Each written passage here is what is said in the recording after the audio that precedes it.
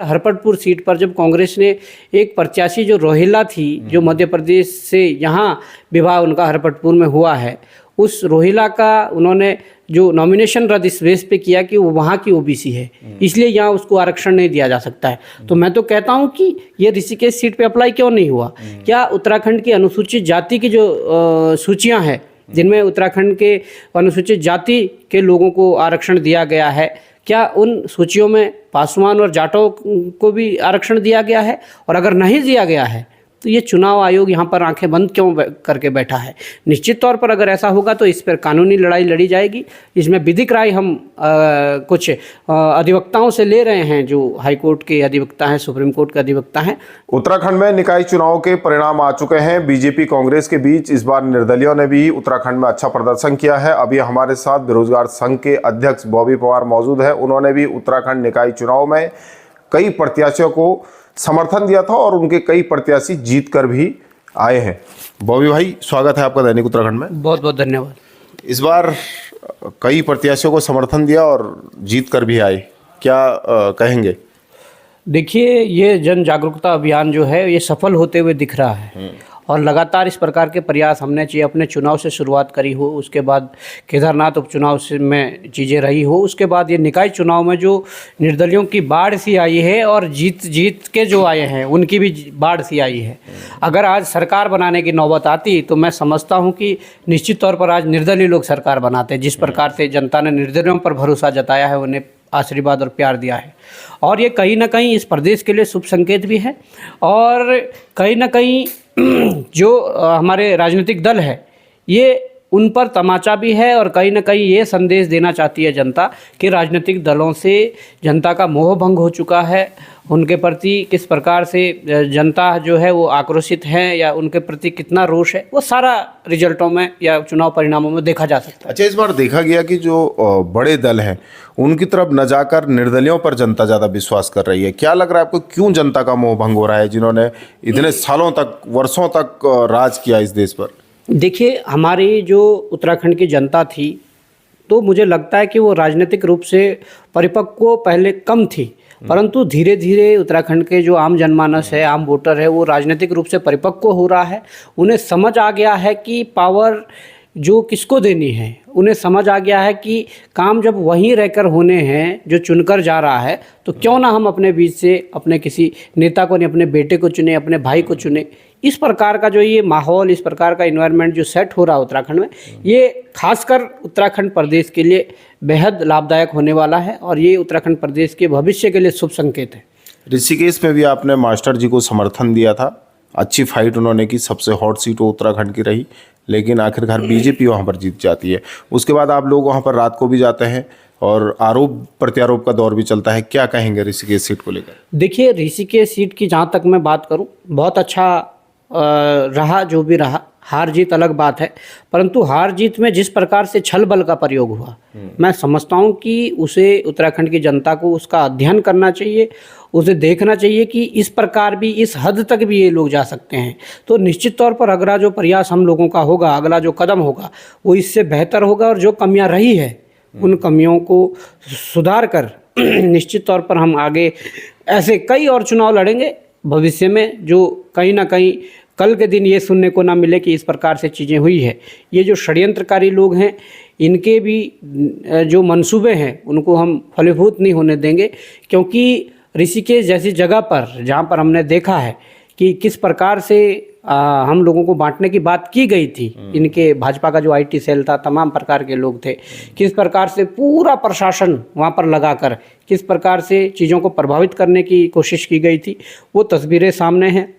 देहरादून जैसी सीट जहाँ पर 4 लाख की वोटिंग हुई थी, उस जगह को छोड़कर देहरादून के एसएसपी, देहरादून के जिलाधिकारी सरकार के इशारों पर ऋषिकेश पहुँच जाते हैं और वहाँ पर हमने देखा है कि भाजपा पोषित संगठन या भाजपा के कुछ लोग वहाँ पर, जो देखा गया रात को कि कुछ पथराव करके लाठीचार्ज करवा कर जनता में भय पैदा करना चाहते थे। तो ये जो कोशिशें थी, इस प्रकार की कोशिशें ये आगे भी करेंगे, परंतु हमें उम्मीद है कि यहाँ के जो जनमानस है वो जागरूक हो रहा है और निश्चित तौर पर आगे इन्हें ईंट का जवाब पत्थर से देने की कोशिश करेंगे। आप कह रहे हैं कि छल हुआ वहाँ पर, किस तरीके का छल लगा आपको? देखिए, छल हुआ है, क्यों नहीं हुआ है? जिस प्रकार से कहा जा रहा है कि जिस दिन वोटिंग हुई है उस दिन ऋषिकेश शहर कितना बड़ा है, आप मानिए कितना बड़ा शहर है। अगर एक बूथ से ये IDBL जहाँ पर जो ये बक्से जमा हुए हैं तो वहाँ आने में 4-4 घंटे लग रहे हैं, तो निश्चित तौर पर कुछ ना कुछ तो हुआ होगा, कुछ ना कुछ तो चीज़ें हुई होंगी। उसके बाद काउंटिंग में जिस प्रकार से देरी हुई, वोटिंग में जिस प्रकार से देरी कराई गई, तमाम प्रकार के प्रश्न हैं। और मैं समझता हूं कि अभी ऑफिशियल आंकड़े जब आएंगे तो उसमें भी बहुत सारी चीज़ें, संभावनाएं हैं कि कुछ निकल कर आएगा।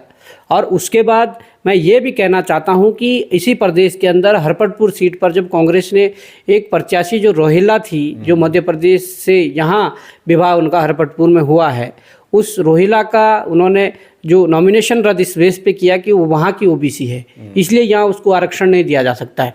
तो मैं तो कहता हूँ कि ये ऋषिकेश सीट पे अप्लाई क्यों नहीं हुआ? क्या उत्तराखंड की अनुसूचित जाति की जो सूचियाँ हैं, जिनमें उत्तराखंड के अनुसूचित जाति के लोगों को आरक्षण दिया गया है, क्या उन सूचियों में पासवान और जाटों को भी आरक्षण दिया गया है? और अगर नहीं दिया गया है तो ये चुनाव आयोग यहाँ पर आंखें बंद क्यों करके बैठा है? निश्चित तौर पर अगर ऐसा होगा तो इस पर कानूनी लड़ाई लड़ी जाएगी। इसमें विधिक राय हम कुछ अधिवक्ताओं से ले रहे हैं, जो हाई कोर्ट के अधिवक्ता हैं, सुप्रीम कोर्ट के अधिवक्ता हैं। निश्चित तौर पर ऐसा होगा तो उस लड़ाई को भी लड़ा जाएगा। और जो एक लड़ाई उत्तराखंड की बेहतरी के लिए लड़ी जा रही है, इस ऋषिकेश चुनाव से उस लड़ाई को मजबूती मिली है, इस पर कोई संदेह नहीं है। और हम चाहते हैं कि ये लड़ाई ना रुके, ये लड़ाई आगे बढ़े और निश्चित तौर पर जो उत्तराखंड राज्य को बनाने को लेकर जो परिकल्पना थी, जो एक अवधारणा थी, वो पूरी हो। यानी कि ऋषिकेश सीट को लेकर कोर्ट का दरवाजा भी आप खटखटा सकते हैं। निश्चित तौर पर जिस प्रकार से हरपटपुर का एग्जाम्पल सेट इन्होंने किया है, तो मैं समझता हूँ कि हरपटपुर का एग्जाम्पल जो सेट किया गया है उसी की तर्ज पर ऋषिकेश में भी चीज़ें होनी चाहिए। अभी कितने लोगों को समर्थन दिया था आपने? देखिए, हमने बहुत से लोगों को समर्थन दिया था। हमने कई नगर पंचायतों में अध्यक्ष लड़वाए थे, कई नगर पालिकाओं में अध्यक्ष लड़ाए थे, और ऋषिकेश मेयर आप जानते हैं। उसके बाद हमने कई सभासद और कई पार्षदों को समर्थन दिया था।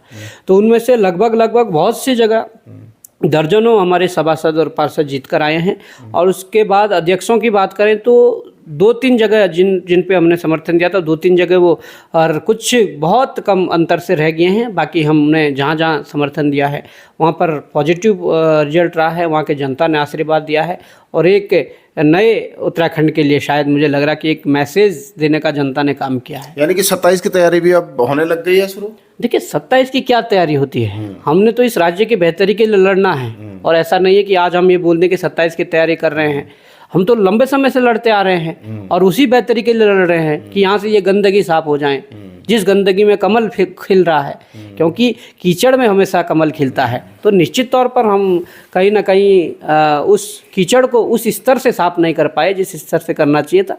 और धीरे धीरे ये साफ जब हो रहा है तो जरूर यहाँ उत्तराखंड के शहीदों का वो सपना साकार होगा जो उत्तराखंड के शहीदों ने सोचा था। इससे कैसे पार पाएंगे? आप कह रहे कि कीचड़ जो गंदगी है उससे कमल को हटाना है, और इस बीच में आप पर कई आरोप भी लगते हैं कि जैसे केदारनाथ चुनाव में आप लोग गए तो वहाँ पर आपको भाजपा की बी टीम के रूप में कहा गया। जब आप ऋषिकेश गए तो लोगों ने कहा कि भाई यहाँ भी अब बीजेपी जीतेगी, बॉबी पवार लोग तो बी टीम का काम कर रहे हैं। बीजेपी का बी टीम तो कांग्रेस कर रही है। मैं ये बताना चाहूँगा कि कांग्रेस का वोट परसेंटेज इस केस में क्या है, 10,000, उससे दोगुने पे मास्टर जी है। तो अगर कांग्रेस न लड़ती तो मास्टर जी तो एक तरफा जीत रहे थे। बी टीम कौन है ये दर्शाना पड़ेगा। केदारनाथ में आप 5,000 वोटों से हार जाते हैं, हमारा प्रत्याशी 10,000 वोट ला रहा है, तो क्या बी टीम कहलाएगा? वो एक ऐसी पावर, ऐसी शक्ति और ऐसा विकल्प बनने जा रहे हैं जो निश्चित तौर पर इस प्रदेश के शहीदों के सपनों को साकार कर सकते हैं। जो शहीदों ने सपना देखा था, यहाँ के आंदोलनकारियों के सपने को साकार कर सकते हैं।